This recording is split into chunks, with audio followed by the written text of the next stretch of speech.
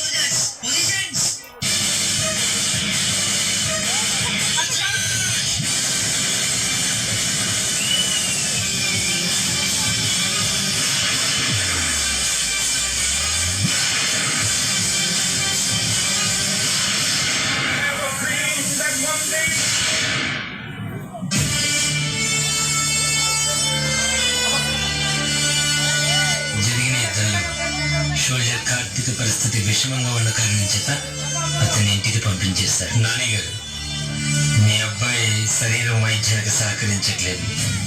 వెంటనే ఆపరేషన్ చేయాలి. అశోక్, నా కొడుకు యుద్ధంలో తీవ్రంగా గాయాలై హాస్పిటల్లో ఉన్నాడు. నీ కొడుకు డాక్టర్ లేదా? ఇంజనీర్ చేస్తే హ్యాపీగా బ్రతికేవాడు కదా. ఆర్మీలోకి పంపావు, బుద్ధి లేకపోతే సరే. సర్లే, ఓడలో చేస్తే ఏంటి, ఎక్కడ చేస్తే ఏంటి, దేశం కోసం చచ్చాడనుకో.